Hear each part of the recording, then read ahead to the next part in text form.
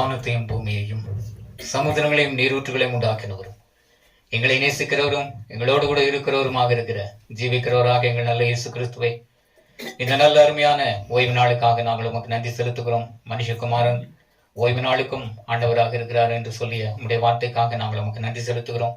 மனுஷகுமாரனாய் இயேசுவாய் நீர் இந்த உலகிலே வலம் வந்த காலத்திலே ஓய்வு நாள் தோறும் நீர் ஜபாலயத்தை நாடி சென்றீர் என்பதை அறிந்து உமக்கு நன்றி செலுத்துகிறோம். தேவரேதாமே அவ்விதமாக நாங்களும் கூட இந்த ஓய்வு நாளிலே இந்த ஜபாலயத்தை நாடி வர கிருபை செய்தபடியினால் உமக்கு நன்றி செலுத்துகிறோம். தேவனாகிய கர்த்தர் ஜபாலயத்தை நாடி வந்த ஒவ்வொரு ஜனங்களுடைய சரீர ஆன்மீக குறைகள் அனைத்தையும் நீர் காண்கிற தேவனாக இருந்தீர். அவ்விதமாக தேவ பருவத்திலே நீர் எங்களை காண்கிற தேவனாக இருக்கிறபடினால் உமக்கு நன்றி செலுத்துகிறோம். காண்பதோடு மாத்திரமல்ல, எங்களுக்கு குறைகள் இருக்குமானால் அந்த குறைகள் அனைத்தையும் நீர் நிவர்த்தியாக்குற இயேசுவாக இருக்கிறேன் என்பதை அறிந்து உமக்கு நன்றி செலுத்துகிறோம். அதோடு மாத்திரமல்ல, புஸ்தக சூழலில் இயேசுவாக உம்மை குறித்து எழுதியிருக்கிறதான வேத வாக்கியங்களை எல்லாம் ஜனங்களுக்கு வாசித்து அடித்து அவைகளின் பொருள் உம்மை பற்றியது என்பதை அவர்கள் புரிந்து கொள்ளும் அளவிலே நீர் அவர்களுக்கு போதித்த தேவன் என்பதை அறிந்து உமக்கு நன்றி செலுத்துகிறோம். தேவனாகிய கர்த்தர் தாமே இந்த நாளிலும் கூட நீர் வார்த்தையாக வாழ்ந்து கொண்டிருக்கிறீர். உம்முடைய வார்த்தைகளின் மூலமாக எங்களோடு கூட நீர் பேசுகிறீர். அந்த வார்த்தைகளின் மூலமாக உம்முடைய வழிகளை நீர் எங்களுக்கு போதிக்கிற தேவனாக இருக்கிறபடினால் உமக்கு நன்றி செலுத்துகிறோம். அவ்விதமாக தேவனாகிய கர்த்தர் தாமே இன்றைய நாளிலும் நாங்கள் உம்முடைய வார்த்தைகளின் மூலமாக உம்முடைய வழிகளை அறிந்து உம்மை பின்பற்றவும் நித்திய ஜீவனை சுதந்திரிக்கத்தக்கதாய் முன்னேறி செல்லவும் நீர் எங்களுக்கு கிருபை செய்ய வேண்டுமாய் கெஞ்சுகிறோம். வந்ததான் நம்முடைய பிள்ளைகளை யாவரையும் நீர் ஆசீர்வதிப்பீராக. இந்த நாளுக்குரிய ஆசீர்வாதங்களால் நிறைய செய்வீராக. நீர் பேசி உம்முடைய நாமத்தை மகிமையச் செய்ய வேண்டுமாய் இயேசுவின் நாமத்தில் ஜெபிக்கிறோம் ஜீவனுடன் நல்ல பிதாவே. பிரியமான தேவனுடைய பிள்ளைகளே, உங்கள் யாவரையும் இயேசுவின் நாமத்திலே வாழ்த்துகிறேன். நாம் தொடர்ச்சியாக நிருபங்களிலே அடங்கியிருக்கிறதான தேவ செய்திகளை குறித்து அறிந்து கொண்டு வருகிறோம். அவ்விதமாக அறிந்து கொண்டு வருகிறதிலே இன்றைய தினத்திலே ஏறக்குறைய பேதுரு எழுதின நிருபம் வரைக்கும் சில செய்திகளை நாம் அறிந்து கொண்டாயிற்று. இப்பொழுதும் கூட இயேசுனுடைய ஒரு அன்பான சீடன் என்று பெயர் பெற்ற யோவான் என்று சொல்லப்படுகிற அப்போஸ்தலனாகிய யோவான் எழுதின முதலாம் நிருபம் என்று சொல்லப்படுகிற இந்த முதலாம் நிருபத்திலே அடங்கியிருக்கிறதான தேவ செய்திகளை நாம் அறிய முற்படுகிறோம். ஏறக்குறைய 3 நிருபங்களை இந்த யோவான் என்று சொல்லப்படுகிற சீடன் எழுதினதாக இந்த வேதாகமத்தோடு கூட இணைக்கப்பட்டிருக்கிறது. இந்த முதலாம் நிருபத்திலே ஏறக்குறைய 5 அதிகாரங்கள் இருப்பதாக நாம் அறிகிறோம். அந்த முதலாம் நிருபத்திலே இருக்கிறதான அந்த 5 அதிகாரங்களிலே இருக்கக்கூடிய செய்திகளை நாம் சுருக்கமாக ஓரளவுக்கு அறிந்து கொள்ள இருக்கிறோம். இப்பொழுது முதலாம் அதிகாரத்துக்கு நாம் வருவோமேயானால், ஆதி முதல் இருந்ததும் நாங்கள் கேட்டதும் எங்கள் கண்களினாலே கண்டதும் நாங்கள் நோக்கி பார்த்ததும் எங்கள் கைகளினாலே தொட்டதுமாயிருக்கிற ஜீவ வார்த்தையை குறித்து உங்களுக்கு அறிவிக்கிறோம் என்று சொல்லுகிறார். ஆகையினாலே ஆதி முதல் இருந்தது தேவனாகிய கர்த்தருடைய வார்த்தை என்று இங்கே பதிவு செய்கிறார். ஆதி முதல் இருந்ததும் நாங்கள் கேட்டதும் எங்கள் கண்களினாலே கண்டதும் நாங்கள் நோக்கி பார்த்ததும் எங்கள் கைகளினாலே தொட்டதுமாயிருக்கிற ஜீவ வார்த்தையை குறித்து உங்களுக்கு அறிவிக்கிறோம் என்று சொல்லுகிறார். வார்த்தையை தொட முடியாது, வார்த்தையை கண்களினால் காண முடியாது. ஆனால் அந்த வார்த்தை தேவனாகிய கர்த்தராய் மனுஷகுமாரனாய் இந்த உலகிலே வெளிப்பட்டது. ஆகையினால்தான் யோவான் முதலாம் அதிகாரத்திலே சொல்லப்படும் போது 14ஆம் வசனம், இயேசு இந்த உலகிலே வார்த்தை மாம்சமாகி வந்தார். அந்த இயேசுவோடு கூட அவருடைய சீடர்கள் எல்லாம் வாழ்ந்திருந்தார்கள். அவ்விதமாக வாழ்ந்திருந்த போது இயேசுவாகிய வார்த்தையாய் மாம்சமாய் வந்த இயேசுவை எங்கள் கைகளினாலே நாங்கள் தொட்டோம், எங்கள் கண்களினாலே நாங்கள் பார்த்தோம், எங்கள் கைகளினாலே தொட்டோம், ஜீவ வார்த்தையை அவரிலிருந்து பெற்றோம் என்றெல்லாம் இந்த நிருபத்திலே இந்த முதலாம் வசனத்திலே இந்த யோவான் எழுதுகிறார். ஆகையினால் இயேசுவாகிய வார்த்தை மாம்சமாகி வந்த இயேசுவை குறித்துதான் இவர் இந்த முதலாம் வசனத்திலே சொல்லுகிறதாக நாம் பார்க்கிறோம். முதலாம் அதிகாரம் யோவான் முதலாம் அதிகாரம் 14ஆம் வசனம். இந்த யோவான் எழுதின சுவிசேஷம், அந்த சுவிசேஷ வார்த்தையை தான் இங்கேயும் அவர் எழுதுகிறதாக நாம் பார்க்கிறோம். 1:14 நாம் வாசிப்போம். அந்த வார்த்தை மாம்சமாகி கிருபையினாலும் சத்தியத்தினாலும் நிறைந்தவராய் நமக்குள்ளே வாசம் பண்ணினார். அந்த வார்த்தை மாம்சமாகி, ஆதியிலே இருந்த வார்த்தை மாம்சமாகி கிருபையினாலும் சத்தியத்தினாலும் நிறைந்தவராய் நமக்குள்ளே வாசம் பண்ணினார். அவருடைய மகிமையை கண்டோம். அது பிதாவுக்கு ஒரே பேரானவருடைய மகிமைக்கேற்ற மகிமையாகவே இருந்தது. பிதாவாகிய தேவனே மனுஷகுமாரனாய் வார்த்தையாய் வார்த்தையின் மூலமாக இந்த உலகிலே வெளிப்பட்டார் என்பதை குறித்து சொல்லப்படுகிறது. அதனால்தான் ஆதி முதல் இருந்த வார்த்தை, ஆதியிலே வார்த்தை இருந்தது, அந்த வார்த்தை தேவனிடத்தில் இருந்தது, அந்த வார்த்தையே தேவனாக இருந்தது என்று நாம் இந்த யோவான் 1 அதிகாரம் சுவிசேஷம், யோவான் சுவிசேஷத்திலே 1 அதிகாரம் 1 வசனத்திலே சொல்லுகிறார். ஆதியில் இருந்த வார்த்தை, ஆதியில் இருந்ததும் ஆதி முதல் இருந்ததும் நாங்கள் கேட்டதும் எங்கள் கண்களினாலே கண்டதும் நாங்கள் நோக்கி பார்த்ததும் எங்கள் கைகளினாலே தொட்டதுமாயிருக்கிற ஜீவ வார்த்தையை குறித்து உங்களுக்கு அறிவிக்கிறோம் என்று சொல்லுகிறார். ஆகையினாலே வார்த்தையும் ஒன்றுதான், இயேசுவும் ஒன்றுதான். வார்த்தை பிதாவாகிய தேவனுக்கு ஒப்பானது. குமாரனாகிய கிறிஸ்துவுக்குள் அந்த வார்த்தையானது நிலைத்திருந்தது. குமாரனாகிய கிறிஸ்துவை இந்த உலகிலே வார்த்தையின் மூலமாக பிறப்பித்து வெளிப்பட செய்தது. ஆகையினால் தான் வார்த்தையை குறித்தும் இயேசுவை குறித்தும் இந்த 1 வசனத்தில் யோவான் எழுதுகிறதாக நாம் பார்க்கிறோம். அதோடு மாத்திரமல்ல, அந்த ஜீவன் வெளிப்பட்டது என்று சொல்லுகிறார்.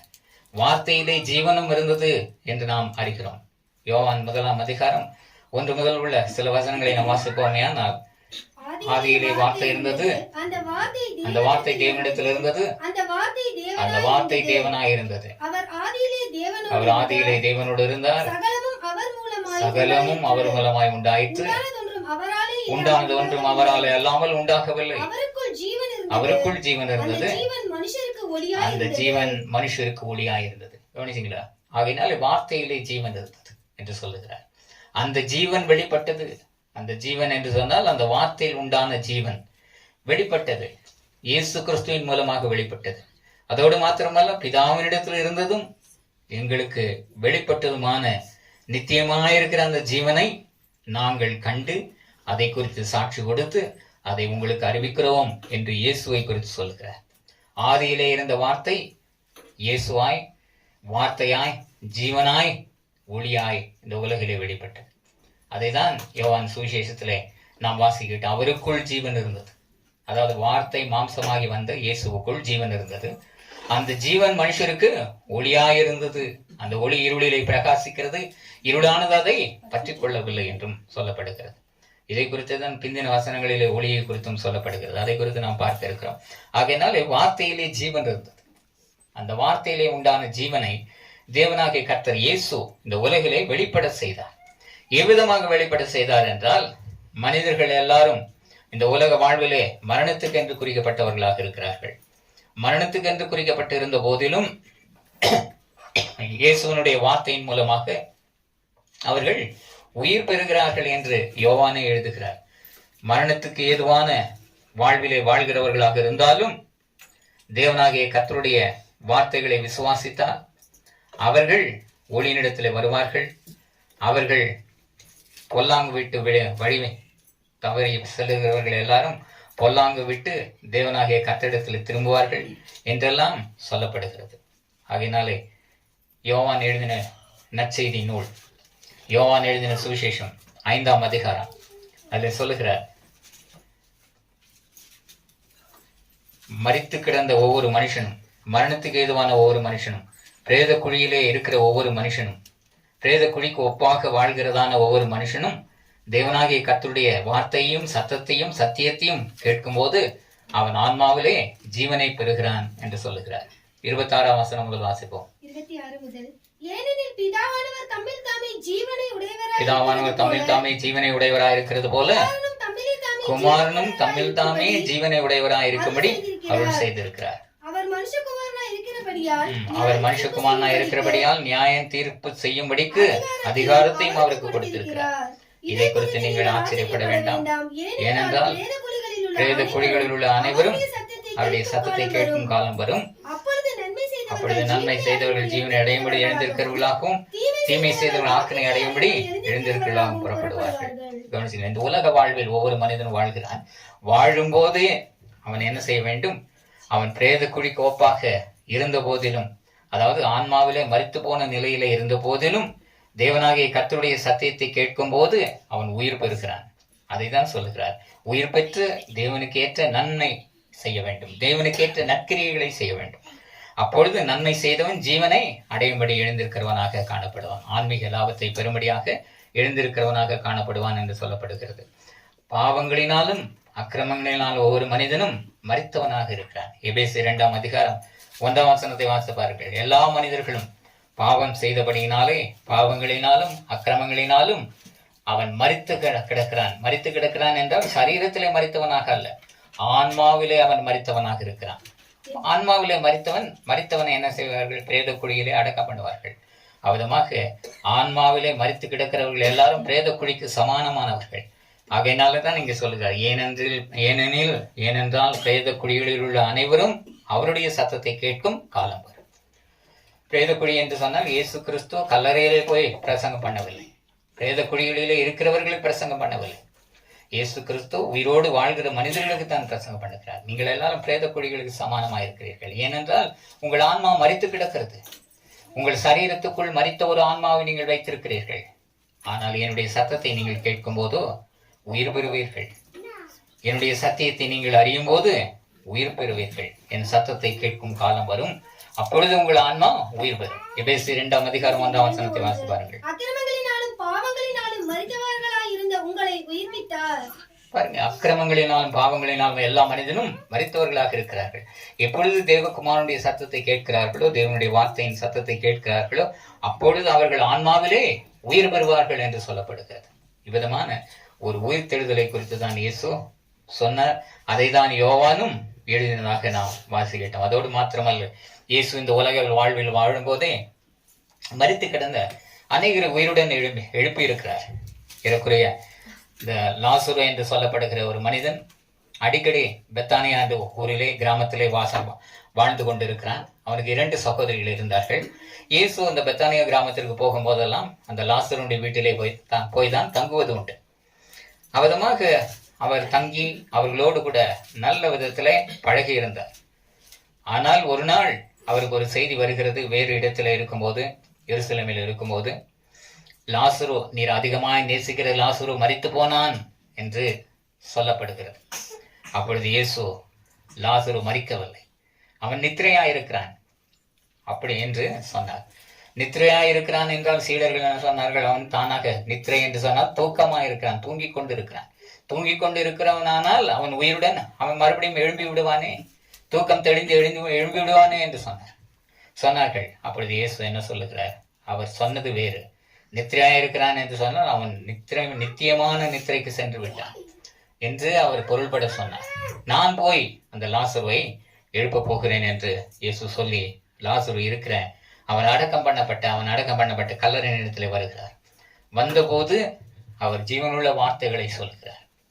என்ன வந்து சொல்லுகிறார் என்றால், லாசுருவே, இந்த கல்லறை இடத்திலே வந்து, லாசுருவே வெளியே வா என்று ஒரு வார்த்தையை சொல்லுகிறார். அந்த வார்த்தையிலே ஜீவன் இருந்தது. அதுதான் சொல்கிறார், அந்த ஜீவன் வெளிப்பட்டது. லாசுருவே வெளியே வா என்கிறதான் அந்த வார்த்தையிலே ஜீவன் இருந்தது. அந்த ஜீவன், அந்த வார்த்தையை லாசுருடைய ஆன்மா கேட்டபோது அவன் மரித்து போன அந்த சரீரத்துக்குள்ள அவனுடைய ஆன்மாவானது புகுந்து லாசுரு அந்த கல்லறை விட்டு வெளியே வருகிறான். கட்டவிழ்த்து அவனுக்கு மரண கட்டுகள் எல்லாம் சுற்றப்பட்டு இருக்கிறது. அப்பொழுது இயேசு அங்கே நிற்கிறவர்களை பார்த்து சொன்னார், இவனை கட்டவிழ்த்து விடுங்கள். உயிருடன் கல்லறையிலிருந்து எழும்பி கொண்ட லாசுருவை பார்த்து அவனை கட்டவிழ்த்து விடுங்கள் என்று சொன்னார். இவ்விதமாக இயேசு சொன்ன அந்த வார்த்தையிலே ஜீவன் இருந்தது. அந்த வார்த்தை மரித்த லாசுருவை உயிருடன் எழுப்பிற்று. அவன் ஆன்மா மறுபடியுமாக அவன் சரீரத்துக்குள் புகுந்து மறுபடியும் சரீரத்தோடு கூட உயிருடன் வந்தான். மரித்து போய் 4 நாள் ஆன லாசுரு உயிருடன் எழும்பினார். ஏனென்றால் இதிலே வார்த்தையிலே ஜீவன் இருந்தது. யோவான் 11ஆம் அதிகாரம் 43-44 வசனங்களிலே இந்த சம்பவங்களானது சொல்லப்படுது. யோவான் 11ஆம் அதிகாரம் முழுவதிலுமே இந்த லாசுருடைய மரணத்தை குறித்ததான காரியமும் அவனுடைய சகோதரிமார்கள் இயேசுவோடு கூட பேசிக்கொண்டு வந்ததான காரியங்களை குறித்தும், மரணத்தை குறித்தும், ஆன்மீக மரணத்தை குறித்தும், சரீர மரணத்தை குறித்ததுமான சம்பாஷணைகள் மார்த்தாள் இயேசுவோடு கூட பேசிக்கொண்டு வரும்போது, இயேசு அநேக காரியங்களை, நானே உயிர்த்தெழுதலும் ஜீவனமா இருக்கிறேன், என்னை விசுவாசிக்கிறவன் சரீரத்தில் மரித்தாலும் ஆன்மாவிலே உயிர் வாழ்வான், சரீரத்தில் உயிர் வாழ்கிற எவனும் மரித்தால் ஆன்மாவிலே உயிருடன் எழும்புவான் என்றெல்லாம் அவர் சொல்லி பேசிக்கொண்டே வருகிறார்கள். கடைசியில அந்த லாசுரு கல்லறையிடத்துல வந்து ஜீவ வார்த்தையை சொல்லி லாசுரு உயிருடன் எழுப்பினார். 11ஆம் அதிகாரம் 43-44 வசனங்களை வாசிங்க. சொன்ன பின்பு லாசருவே வெளியே வா என்று உரத்த சத்தமாய் கூப்பிட்டார். பாருங்க, லாசருவே வெளியே வா என்று உரத்த சத்தமாய் கூப்பிட்டார். அப்பொழுது மரித்தவன் வெளியே வந்தான். அப்பொழுது மரித்த லாசரு வெளியே வந்தான். அவன் கால்களும் கைகளும் பிரேத சீலைகளினால் கட்டப்பட்டிருந்தது. யூதர்களுடைய வழக்கத்தின்படி மரித்தவனை பிரேத சீலையினாலே சுற்றி அவனை அடக்கம் பண்ணுவார்கள். மரண சீலையினால் அவனுடைய கால்கள் கைகள் எல்லாமே கட்டப்பட்டிருந்தது. அப்பொழுது இயேசு இவனை கட்டவிழ்த்து விடுங்கள் என்று சொன்னார். சொன்னபோது மரண கட்டுகள் எல்லாம் அவனை விட்டு நீங்கிட்டு உயிருடன் லாசரு எழுப்பினார். அவ்விதமாக நம்முடைய ஆன்மாவில் மரண கட்டுகள் உண்டு. அந்த மரண கட்டுகளை நாம் அறுத்தெறிய வேண்டுமானார், அந்த மரண கட்டுகள் நம்மை விட்டு நீங்க வேண்டுமானார், நம்முடைய ஆன்மீக மரணத்தை நாம் அடையாமல் இருக்க வேண்டுமானால், மரண கண்ணிகளும் மரண கட்டுகளும் நம்மை விட்டு அகல வேண்டுமானால் என்ன தேவை? இயேசுவினுடைய ஜீவனுள்ள வார்த்தைகள் தேவை. அந்த வார்த்தையில் உண்டான ஜீவன் நம்முடைய ஆன்மாவை உயிர்ப்பிக்கிறது. அதைதான் இங்கே சொன்ன அந்த ஜீவன் வெளிப்பட்டது.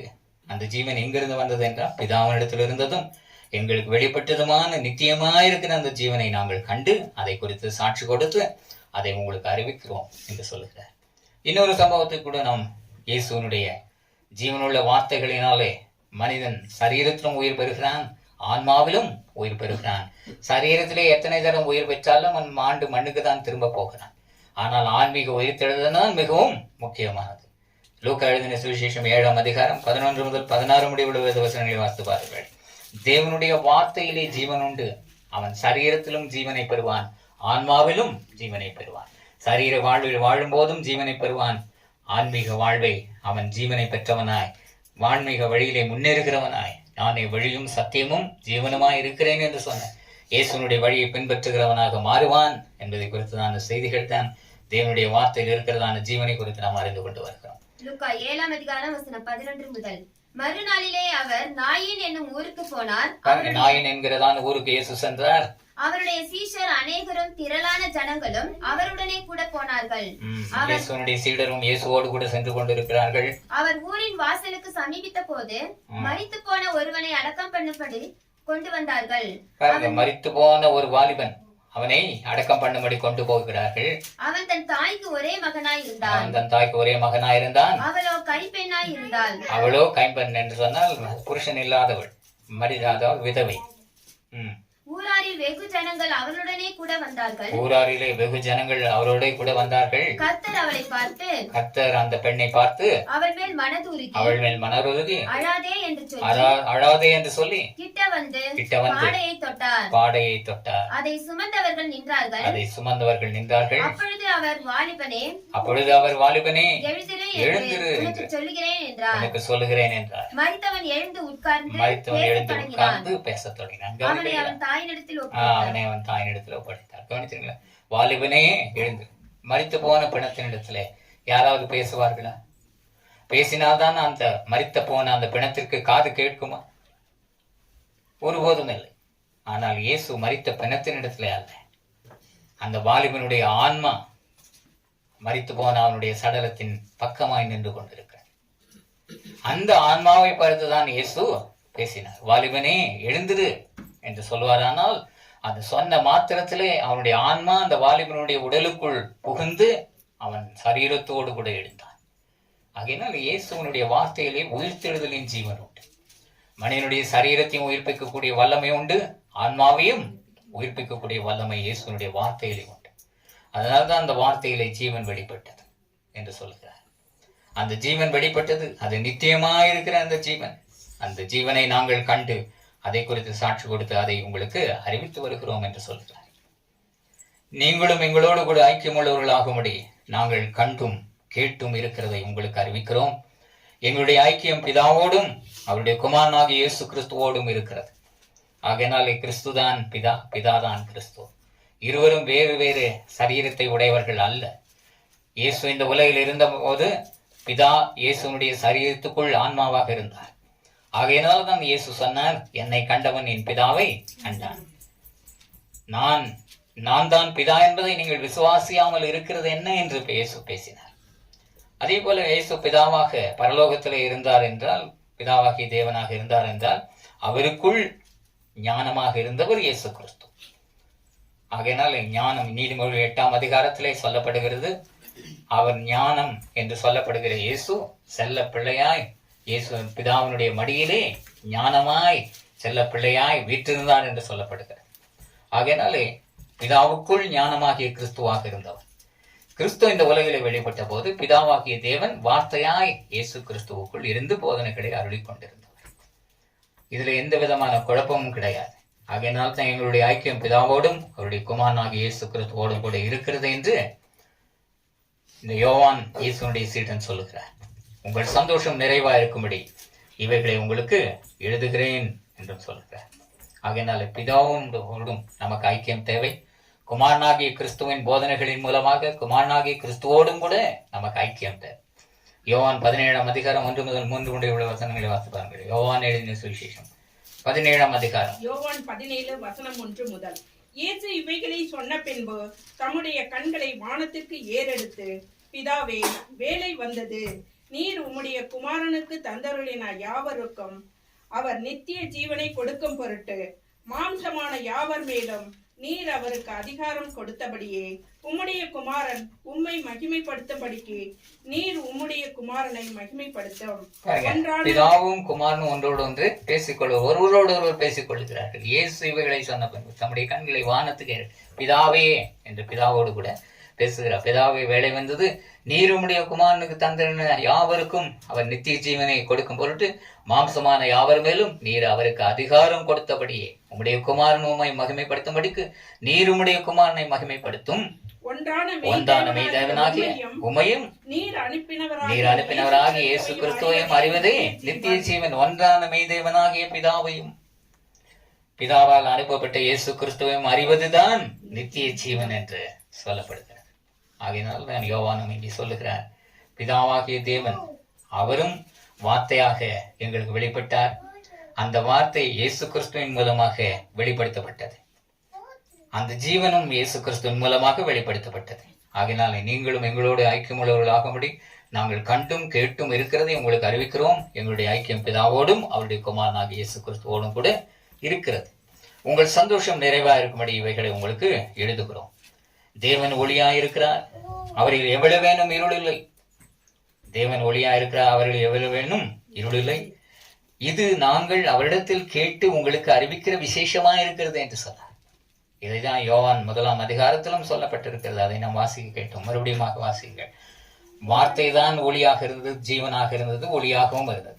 அவருக்குள் ஜீவன் இருந்தது, அந்த ஜீவன் மனுஷருக்கு ஒளியா இருந்தது என்றெல்லாம் சொல்லப்படுகிற அந்த ஒளியை குறித்து யோவான் சாட்சி கொடுக்க வந்தான். இயேசுதான் அந்த ஒளி என்று சொல்லப்படுகிற வார்த்தைகளை நாம் வாசிக்கிறோம். வாசித்து பாருங்கள். 1 முதல் 5 முடிய உள்ள வேத வசனம்.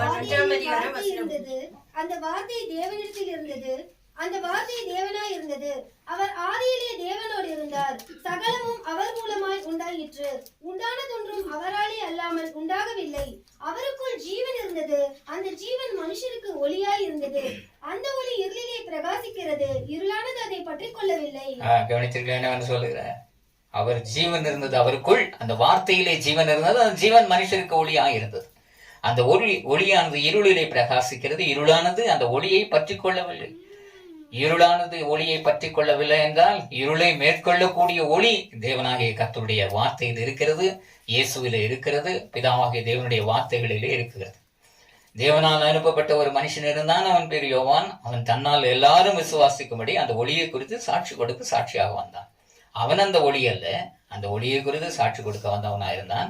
உலகத்திலே வந்து எந்த மனுஷனையும் பிரகாசிப்பிக்கிற ஒளியே அந்த மெய்யான ஒளி என்று சொன்னால் அந்த மெய்யான ஒளி யார் என்றால் இயேசு கிறிஸ்துதான்.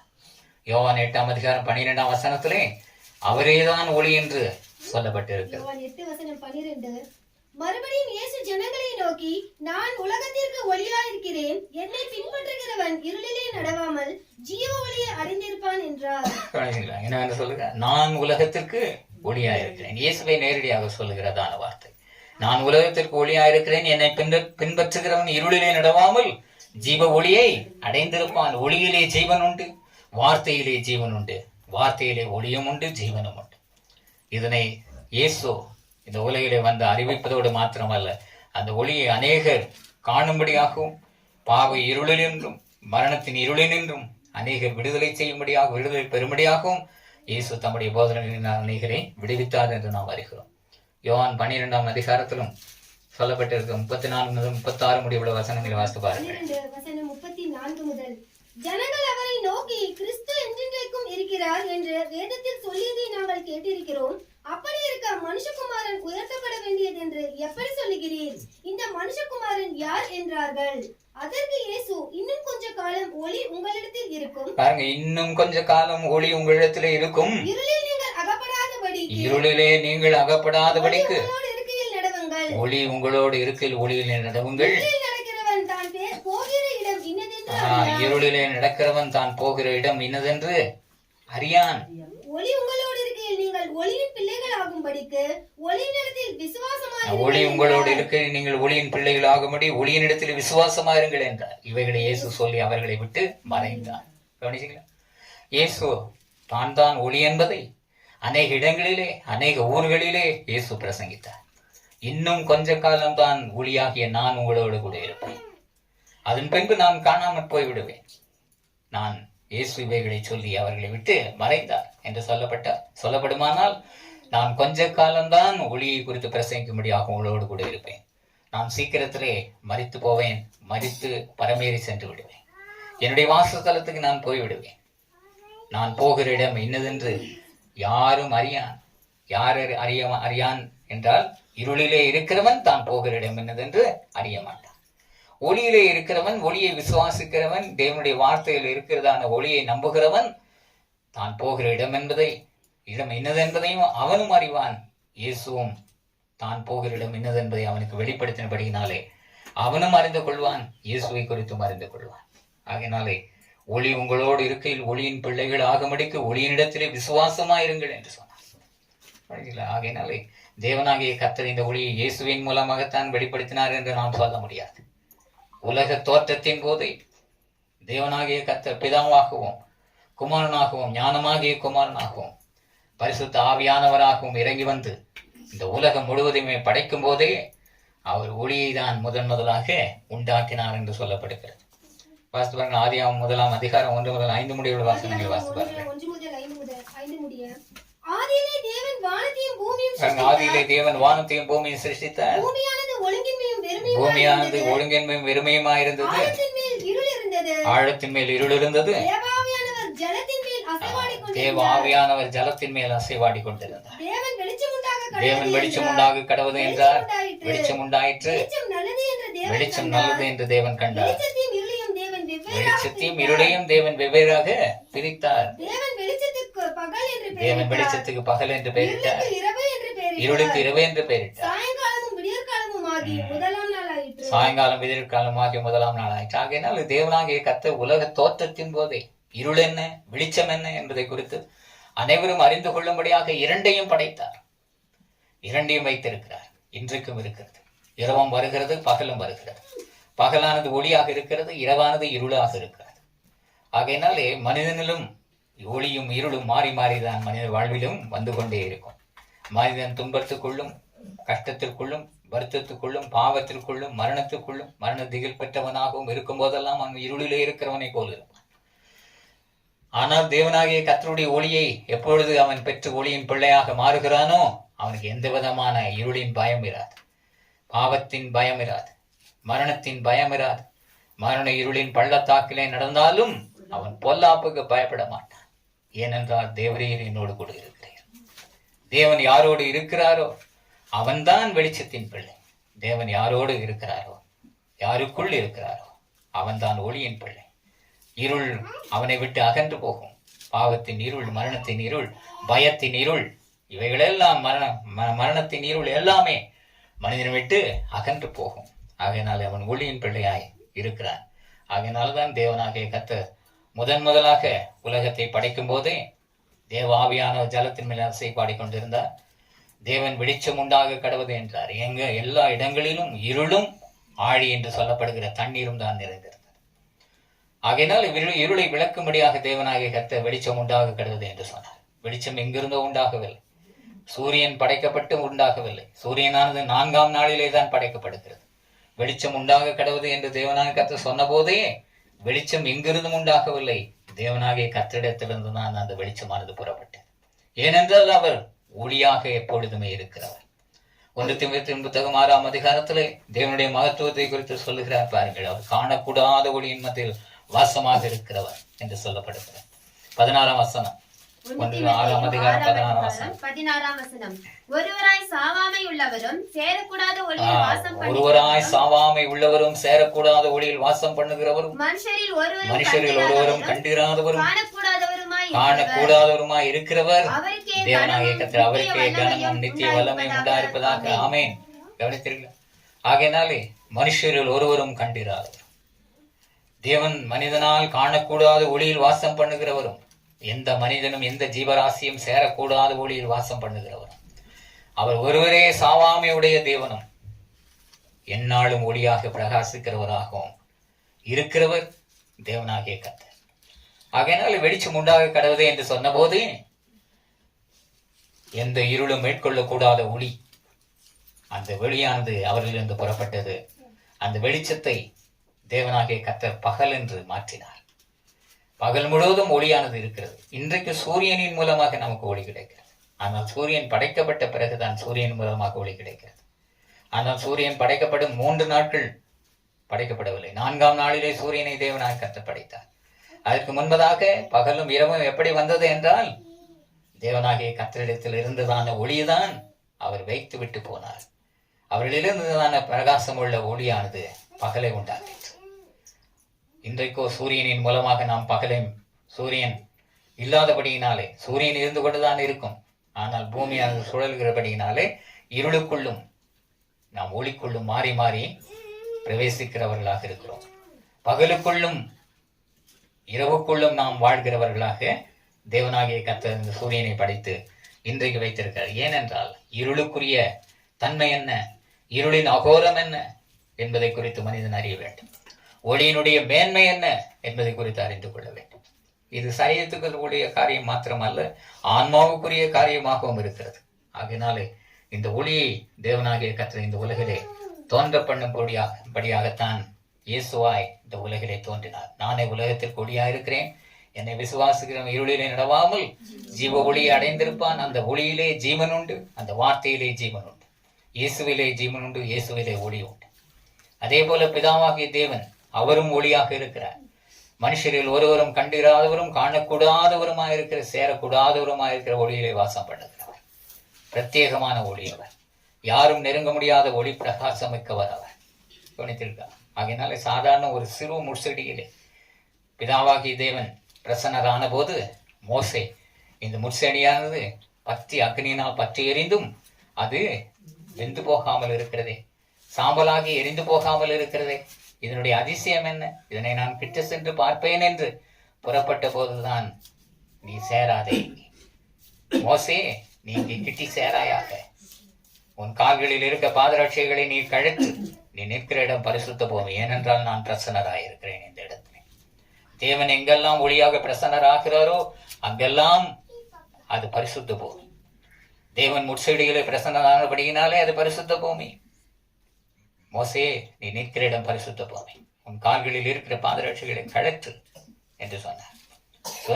சொல்லி அவனோடு கூட பேசினான். கவனித்தீர்களா? ஆகினாலே தேவனாகிய கர்த்தர் மோசே நெருங்கினான், ஆனால் சேரக்கூடாத ஒளியில் அவர் வாசம் பண்ணுகிறபடியினாலே எந்த மனிதனும் நான் வந்து அவனை சந்தித்தாலும் அல்லது அவன் என்னிடத்தில் வந்து சேர்ந்தாலும் என்ன நேரிடும்?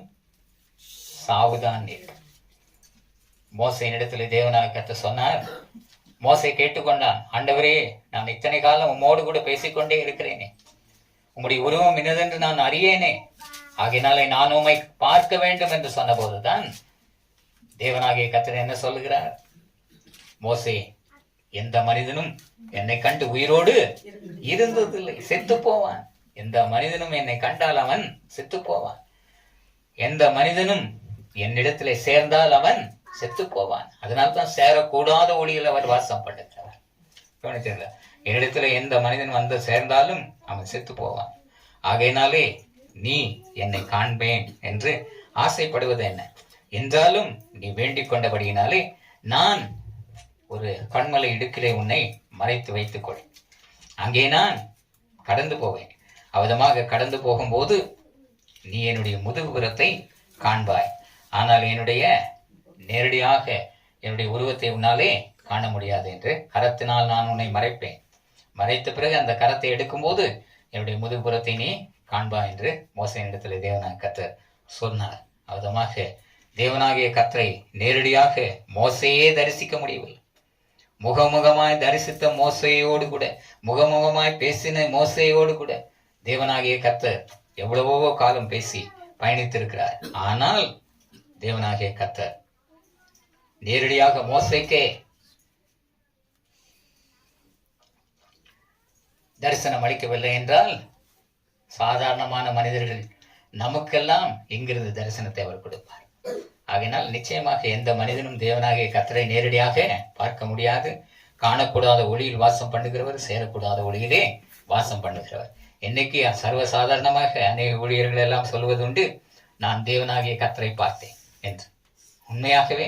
உண்மையாகவே தேவனாகிய கர்த்தரை நேரடியாக ஒரு மனிதன் பார்த்திருப்பானே ஆனால் அவன் மரித்து போயிருப்பான். சாதாரணமாக பவுல் அப்போஸ்தலன், அவன் தேவனாகிய கர்த்தர் மின்னல் ஒளியிலே பவுல் அப்போஸ்தலனை தேவனாகிய கர்த்தர் சந்தித்தார். அப்போஸ்தலர் நடவடிக்கையின் புத்தகம் 9ஆம் அதிகாரத்தில் சொல்லப்பட்டிருக்கிறது. ஒரு மின்னலின் ஒளியிலே தேவனாகிய கர்த்தர் அப்போஸ்தலனாகிய பவுலை சந்தித்த மாத்திரத்திலே என்ன நடந்தது என்றால், அவன் கண்கள் குருடாகிவிட்டன. அது முதல் கொண்டு கைலாக கொடுக்கிறவனை தான், அவன் கண்கள் குருடான பிறகு கைலாக கொடுக்கிறவர்கள் பக்கத்தில் இருக்கிறவனை கூப்பிட்டு என்னை அழைத்து செல்ல என்று சொல்லிதான் கைலாக கொடுக்கிறவனை தேடி பின்புதான் அவன் கடந்து சென்றான். அவதமாக அந்த கண்களினால் தேவனாகிய கர்த்தர் மின்னலின் ஒளியிலே பவுலை சந்தித்து அவருடைய கண்கள் குருடான அந்த காரியமானது காலமெல்லாம் அவனுக்கு மாலை கண் நோயை உண்டாக்கிவிட்டது. இரவு நேரம் ஆகிவிட்டால் அவன் கண் தெரியாது.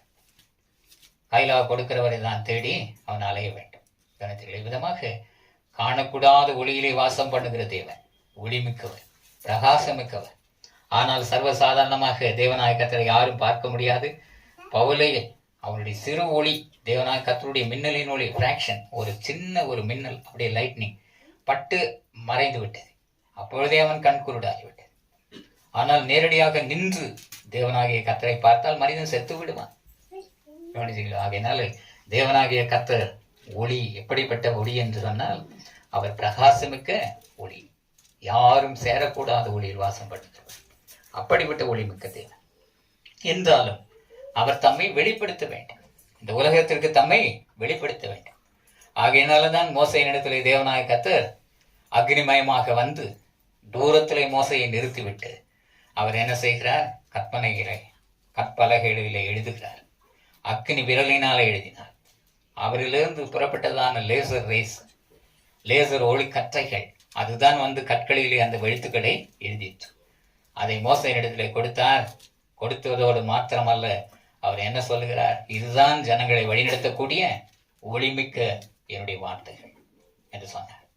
நீதிமொழி 6:23 கட்டளை விளக்கு, வேதமே வெளிச்சம், போதக சிச்சையை ஜீவ வழி. ஆகையினால்தான் பிதாவாகி தேவன் அருளினதான கட்டளை 10 கட்டளைகள் விளக்காகவும் ஒளியாகவும் இன்றைக்கு நமக்கு அருளப்பட்டு இருக்கிறது. ஆகையினாலே யாருடைய ஒளியிலும் நாம், எந்த தேவனாகிய கர்த்தருடைய ஒளியிலே நாம் நடக்க முடியாது. ஆனால் அவர் அருளினதான கட்டளைகளின் வழியிலே நாம் நடக்கக்கூடும். அதனால்தான் சொல்லுகிறார், கட்டளையை விளக்கு, வேதமே வெளிச்சம், போதக சிச்சையே ஜீவ வழி என்று உங்களுக்கு அருளப்பட்டு இருக்கிறது. அந்த வெளிச்சத்திலே நீங்கள் கடந்து வாருங்கள். அந்த வெளிச்சத்திலே நடந்து வந்தால் உங்களுக்கு பரலோக ராஜ்யத்தினுடைய வாசல்கள் உங்களுக்கு திறக்கும். நீதிமொழி 6:23 வெளிப்படுத்தல் 22:14 வாசித்து பாருங்கள். நீதிமொழிகள் 6:23 கட்டளையே விளக்கு, வேதமே வெளிச்சம், போதக சிச்சையே ஜீவ வழி. கட்டளை விளக்கு, வேதமே வெளிச்சம், போதக சிச்சையே ஜீவ வழி. பிதாவாகி தேவன் விளக்கையும் ஒளியையும் வேதத்தையும் கொடுத்து, கட்டளையாக கொடுத்து, இந்த வெளிச்சத்திலே நடந்து வாருங்கள். இதுதான் ஜீவ வழி. இது ஜீவ வழி.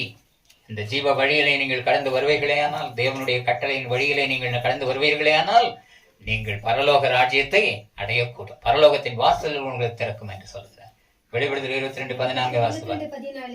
ஜீவ விருட்சத்தின் மேல் அதிகாரம் உள்ளவர்கள் ஆவதற்கும், வாசல்கள் வழியாய் நகரத்திற்குள் பிரவேசிப்பதற்கும் அவருடைய கற்பனைகளின்படி செய்கிறவர்கள் பாக்கியவான்கள். ஜீவ விருட்சத்தின் மேல் அதிகாரம் உள்ளவர்கள் ஆவதற்கும், வாசல்கள் வழியாய் பரலோக ராஜ்யத்துக்குள்ளே பிரவேசிப்பதற்கும் அவருடைய கட்டளைப்படி செய்கிறவர்கள் பாக்கியவான்கள்.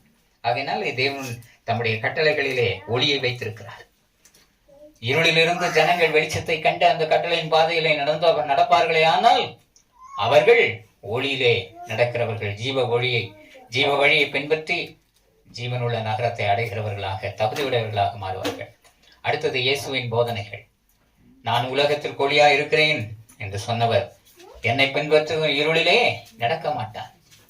பாவ இருளும் மரண இருளும் அவனை மேற்கொள்ளாது. அவன் ஜீவ ஒளியை அடைந்திருப்பான்.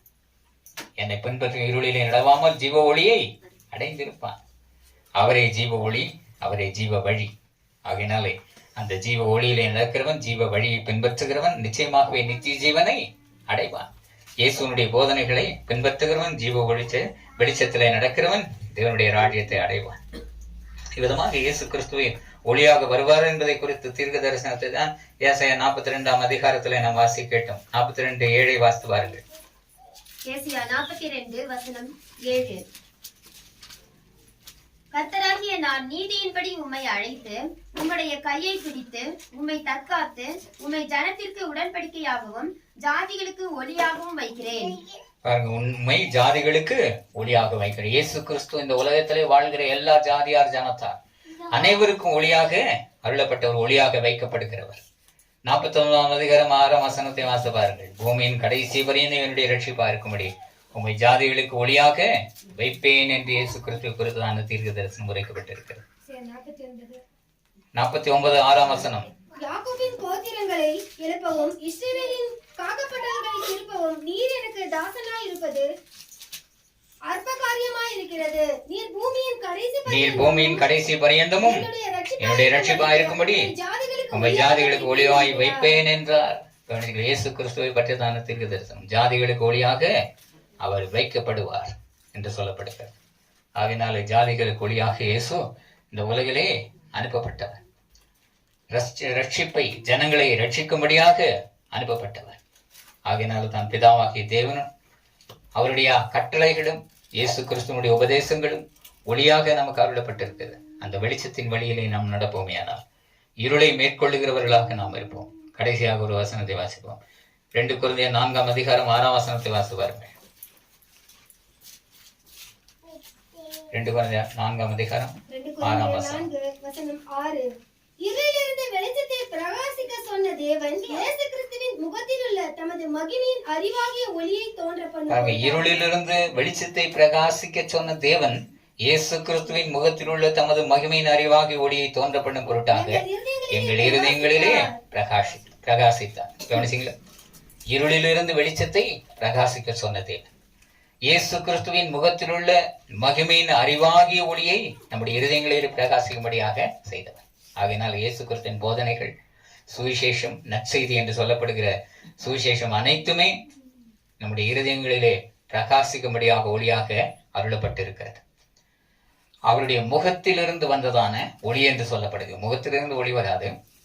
அவருடைய வார்த்தை, முகத்தில் இருக்கக்கூடிய வாயின் வார்த்தைகளின் மூலமாக இயேசு அருளினதான போதனைகள் எல்லாமே நம்மை வெளிச்சத்தினிடத்திலே வழிநடத்துகிறது. இருளிலிருந்து வெளிச்சத்தை பிரகாசிக்க செய்து அவருடைய வழியிலே நாம் நடக்கும்படியான வெளிச்சத்தையும் பிரகாசத்தையும் நமக்கு கொடுக்கக்கூடியதாய் இருக்கிறது. இவ்விதமான மேன்மையான காரியங்களை எல்லாம் இயேசு நமக்கென வைத்திருக்கிறார். ஆகையினாலே பிதாவாகிய தேவனுடைய வழியையும் குமாரனாகிய கிறிஸ்துவனுடைய போதனைகளையும் நாம் பின்பற்றினோமானால் நிச்சயமாக வெளிச்சத்தின் பாதையில் நடந்து ஒளிமிக்க நகரத்தை நாம் அடைவோம். பிந்தின பகுதியிலே யோவான் சொல்லும்போது சொல்லுகிறார், இவ்விதமாக வெளிச்சத்தின் பாதையையும் கட்டளையின் பாதையையும் தேவன் காட்டியிருக்கிறார். பிதாவாகிய தேவனும் குமாரனாகிய கிறிஸ்துவும் நமக்கு காட்டியிருக்கிறார். பாவம் என்றால் என்னது என்பதை காட்டியிருக்கிறார். அந்த பாவம் என்றால் என்னவா?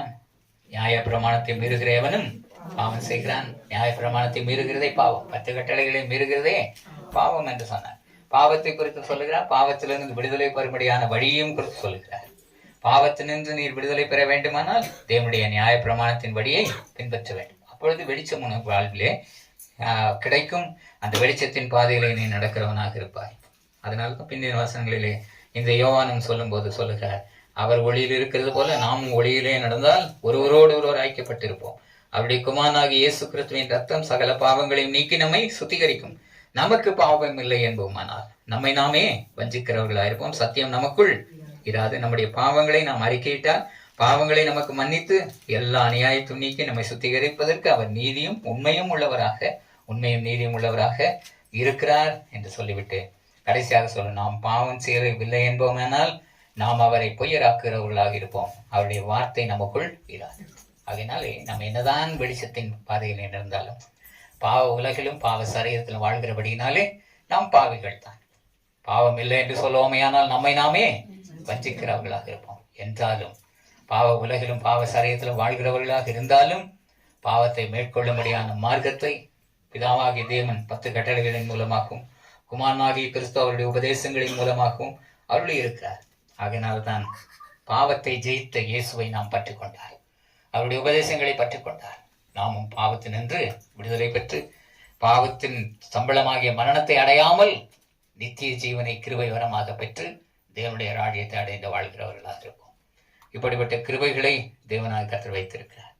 ஆகையினாலே நாம் ஒளியின் பிள்ளைகளாக இருந்து கிறிஸ்து ஒளியில் இருக்கிறது போல நாமும் கிறிஸ்துவனுடைய ஒளியிலே நடக்கவும், அவருடைய ரத்தம் பலியின் மூலமாக ரத்தம் சிந்தி நம்முடைய பாவ மன்னிப்பையும் மீட்பையும் நம்ம சம்பாதித்து வைத்திருக்கிறார். ஆகையினாலே அந்த மன்னிப்பையும் பாவத்தின் விடுதலையும் பெற்று ஒளிமிக்க நகரத்தை அடையும்படியாக வெளிச்சத்தின் பிள்ளைகளாய் முன்னேறி செல்ல தேவனாய் கர்த்தர் நமக்கு கிருபை செய்யும்படியாக தேவனை நோக்கி வேண்டிக் கொள்வோமாக. நாம் அறிந்ததான வார்த்தைகளிலே தேவனுடைய வார்த்தையிலே ஜீவன் உண்டு. அந்த வார்த்தையானது உயிர்ப்பிக்க வல்லது, மனித சரீரங்களையும் உயிர்ப்பிக்க வல்லது, ஆன்மாவையும் உயிர்ப்பிக்க வல்லது. வார்த்தையிலே உண்டான ஜீவன். அதோடு மாத்திரமல்ல, வார்த்தையிலே ஒளி உண்டு. அந்த வார்த்தையில இருக்கக்கூடிய ஒளிதான் கட்டளையாகவும் அந்த வார்த்தையில் இருக்கிறதான ஒளிதான் இயேசு கிறிஸ்துவின் போதனைகளாகவும் நமக்கென்று அருளப்பட்டிருக்கிறது. இந்த வெளிச்சத்தின் பாதையிலே நாம் நடப்போமையானால், ஒளியின் பிள்ளைகளாக நடப்போமையானால் நிச்சயமாகவே இருளானது நம்மை மேற்கொள்ளாது. எந்த இருளும் மேற்கொள்ளக்கூடாத ஒளி தேவனாகிய கர்த்தருடைய ஒளிதான். அவருடைய வெளிச்சத்தை நாம் பற்றி கொண்டு நடப்போமையானால் எந்த இருளும், பாவ இருளும் மரண இருளும் நம்மை ஒருபோதும் மேற்கொள்ளாது. நாம் ஜீவன் வழியிலே நடப்போமையானால், ஜீவ ஒளியிலே நடப்போமையானால் நிச்சய ஜீவனை நிச்சயமாகவே பெறுவோம் என்கிற நம்பிக்கையோடு கூட முன்னேறி செல்ல தேவனாய் கர்த்தர் நமக்கு கிருபை செய்வாராக. தேவனாய் கர்த்தருடைய கிருபைகளின் நன்மைகளையும் நாம் பெற்று முன்னேறி அதனால் உண்டாகிறதான நன்மைகளை, ஆசீர்வாதங்களை நித்திய ஜீவனாக பெற்று வாழ தேவன் நமக்கு கிருபை செய்யும்படியாக தேவனை நோக்கி வேண்டிக் கொள்வோம். ஜெபிப்போமாக. வானத்தையும் பூமியையும் சமுத்திரங்களையும் நீரூற்றுகளையும் உண்டாக்கினவர், எங்களை நேசிக்கிறவரும் எங்களோடு கூட இருக்கிறவருமாக ஜீவிக்கிறவராக எங்கள் நல்ல இயேசு கிறிஸ்துவே, இந்த நல்ல அருமையான நாளுக்காக, இந்த வேலைக்காக நமக்கு நன்றி செலுத்துவோம். தேவனாகிய கர்த்தர் இன்றைய நாளிலும் கூட இயேசுக்கு அன்பான சீடன் என்று பெயர் பெற்ற யோவான் எழுதின நிருபத்தின் வழியாக, யோவான் எழுதின சுவிசேஷத்தின் வழியாகவும் அநேக செய்திகளை நாங்கள் அறிந்து கொள்ள கிருபை செய்தபடியினால் நமக்கு நன்றி செலுத்துகிறோம். தேவனே, யோவான் என்று சொல்லப்படுகிற மனிதன் சீடனாக உம்மால் தெரிந்து கொள்ளப்பட்டு உம்முடைய மார்பிலே சாய்ந்து உம்முடைய இருதயத்தின் எண்ணங்கள், துடிப்புகளை எல்லாம் நன்றாக அறிந்து கொண்டவன் என்பதை நாங்கள் நம்புகிறோம். தேவனாகிய கர்த்தர், நாங்கள் கண்டதும் கேட்டதும் கைகளினால் தொட்டதுமாகிய வார்த்தையை குறித்தும் இயேசுவை குறித்தும் சாட்சி கொடுக்கிறோம் என்று அவர் எழுதினதான வார்த்தைக்காக நமக்கு நன்றி செலுத்துகிறோம். அந்த வார்த்தையிலே ஜீவன் உண்டு. அந்த வார்த்தையானது மனிதனுடைய சரீரத்தையும் உயிர்ப்பிக்க வல்லது, ஆன்மாவையும் உயிர்ப்பிக்க வல்லது. பாவத்தினின்றும் அக்கிரமத்தினின்றும் மனிதனை மீட்டெடுக்க வல்லது, உயிர்ப்பிக்க வல்லது என்பதை வெளிப்படுத்தினபடினால் நமக்கு நன்றி செலுத்துவோம். தேவனாகிய கர்த்தர் எங்களையும் கூட எங்கள் ஆன்மீக மரணத்தினின்று நீர் எங்களை மீட்டெடுத்தபடினால் நமக்கு நன்றி செலுத்துகிறோம். ஆன்ம மரணத்தை அடையாதபடிக்கு நீர் எங்கள் ஆன்மாவை உயிர்ப்பித்தபடியினால் நமக்கு நன்றி செலுத்துகிறோம். வெளிச்சத்தின் பிள்ளைகளாய் நீர் எங்களை மாற்றினபடியினால் நமக்கு நன்றி செலுத்துகிறோம். அந்த ஒளியின் பிள்ளைகளாய் மாறினதோடு மாத்திரமல்ல, கட்டளை விளக்கு, வேதமை வெளிச்சம், போதக சிற்சை, ஜீவ வழி என்று சொல்லப்பட்ட உம்முடைய கட்டளைகளின் வழியிலும் இயேசு கிறிஸ்துவனுடைய போதனைகளின் வழியிலும் நாங்கள் வழிநடத்தப்பட நீர் கிருபை செய்ய வேண்டுமாய் கெஞ்சுகிறோம். இயேசுவா பிதாவாகிய தேவன் காணக்கூடாத ஒளியின் மத்தியிலும் சேரக்கூடாத ஒளியின் மத்தியிலும் வாசமாக இருக்கிறவர். என்றாலும் இயேசு கிறிஸ்துவின் மூலமாக உங்களுடைய ஒளிமிக்க போதனைகளை வெளிப்படுத்தும்படியாக நீர் வெளிப்பட்டீர். நான் உலகத்திற்கு ஒளியாயிருக்கிறேன், என்னை விசுவாசிக்கிறவன் இருளிலே நடவாமல் ஜீவ ஒளியை அடைந்திருப்பான் என்று நீ சொன்னீர். இயேசுவின் மூலமாக பிதாவின் உபதேசங்களையும் குமாரனாகிய கிறிஸ்துவின் போதனைகளையும் ஒளியாக வெளிச்சமாக நீர் எங்களுக்கு அருளினபடியினால் நமக்கு நன்றி செலுத்துகிறோம். அந்த ஒளியையும் வெளிச்சத்தையும் பற்றி கொண்டு நாங்கள் முன்னேறி சென்று ஒளியின் பிள்ளைகளாய் முன்னேறி சென்று கடைசியிலே ஒளிமிக்க நகரமாகிய உடைய நித்திய ஜீவனை அடைந்து சுதந்திரித்து வாழ நீர் எங்களுக்கு கிருபை செய்ய வேண்டுமாய் கெஞ்சுகிறோம். இந்த நன்மைகளை வைத்திருக்கிறபடியினால் நமக்கு நன்றி செலுத்துகிறோம். அவைகளை நாங்கள் பெற்றுக்கொள்ள தகுதியுடையவர்களாய் முன்னேறி செல்ல கிருபை செய்வீராக. விதமான கிருபைகளையும் நன்மைகளையும் மேல் அருளுவீராக.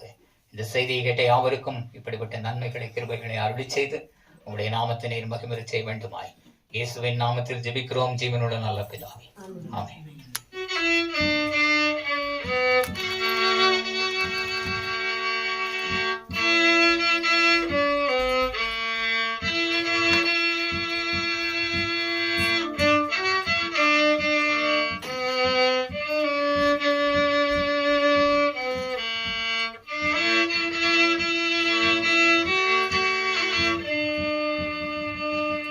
பரிசுத்த ஒளியாம் தேவன்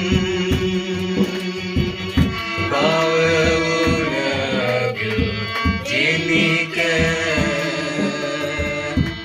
பரிசுத்த ஒளியாம் தேவன்